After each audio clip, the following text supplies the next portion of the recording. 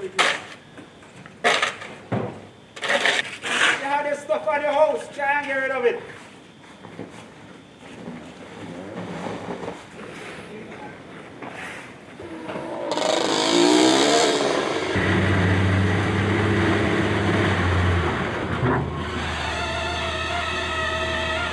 Yeah, I evacuated on more than one occasions, but I had to come back to secure my property because the roof collapsed. All that stuff on the road I took off of the roof. I had to prop up my roof. I urge people, if they have materials on the roof and they have the old type of galvanized, to get rid of it because it caused your roof to collapse. My roof has collapsed. Me and my son here, we tried to get rid of this stuff. This stuff is heavy. It's like mortar. It's like when you mix up base and cement. Real heavy. Everywhere leaking. From the top right down water. When the rain come, it's strictly water. Everything wash out. In the back, the roof collapsed. So trying to secure as much as possible. I mean, there have been several break-ins. So I slept up several nights during the eruptions and then plan to sleep up here again because I can't trust the bandits. I really can't stand them because they're hurting people badly. Yeah? When did you evacuate? I had to run actually. Friday morning I ran when the first eruptions came on the 9th of April. I ran with my entire family. I came back up here Sunday morning, slept up, took some groceries and some monies for the family, came back up. I just go down every morning and come up every evening in attempts to secure the properties because the properties with the stuff on the roofs, believe me, it collapsing.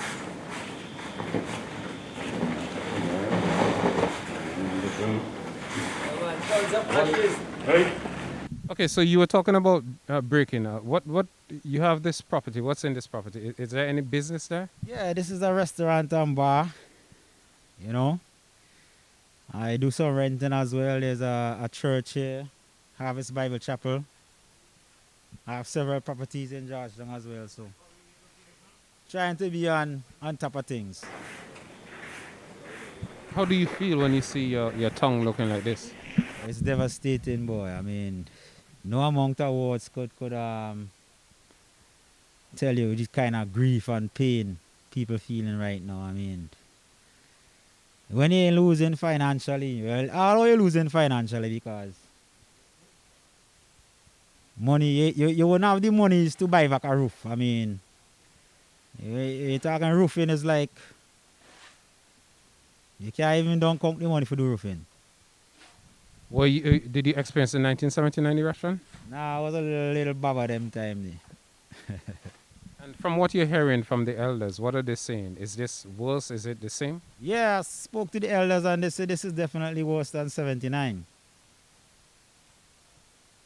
Yeah, this is worse by far from the elders.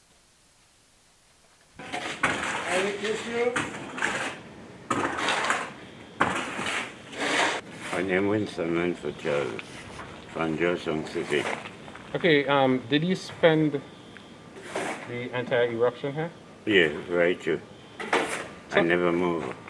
Please tell me a little bit about your experience. My experience from 79, this one look worse with the ashes right so for myself. Sugar, yesterday I go down and I come back. Reason I come back up to Georgetown to see my business place, my workplace open. No problem, everything be level. You know what I mean? This morning when I come in at my house, I have to run back in because be a small stone, start drop back. Beneath to 7.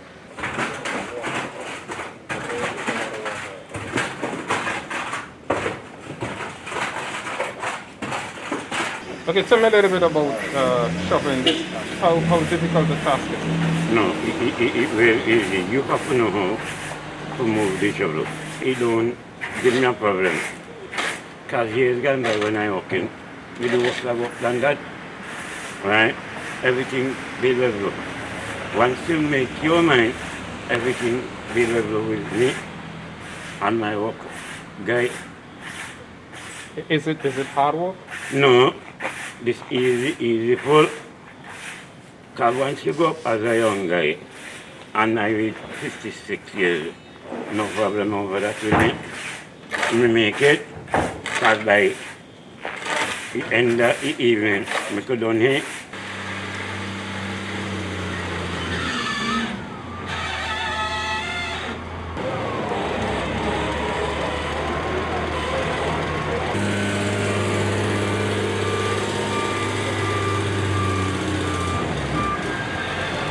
A major cleanup operation is underway. Today, the 42nd anniversary of the 1979 eruption of La Soufrière. It is not that the volcanic eruption is at an end, but based on what the officials say, there could be long periods of dome building and then eruptions. Can you tell me what was it like during what you would consider to be the worst part of the eruption? Well, me ain't gonna be the worst part because of the first time I ever see something like this. So I never experienced it, so I don't know about it really. But I mean the worst part of this eruption. dust, This eruption, this current eruption. dust, plenty dust, all these dust and sand is the worst part. I have to be cleaning. I think that is the worst part. Well, down here still alright, but when I went over to Rabuka and over the river, over there is very terrible. Over have it worse. Down here still okay. So you said you've been helping people going into the shelters. Can you tell me a little bit more about that? Yeah, Maracua sent, I forgot what his name, but it's Maracua. I went there to see, I think it's Miss, Just tell me what you're doing. The names of the people are not that important. was going around carrying snacks and juice to people because I have family member there also. And then in Kingston, to the homeless, we were sharing like biscuits, water, food and stuff like that. And water for people from home to home. People not in the shelter. And having about 18 people in a home and they didn't reach them as yet. So I deliver stuff to them. I hear you speak with a Jamaican accent. Are you Jamaican? No, kind of mix up something. No, I used to work on cruise line. All right, thanks a lot and all the best to you. Thank you very much.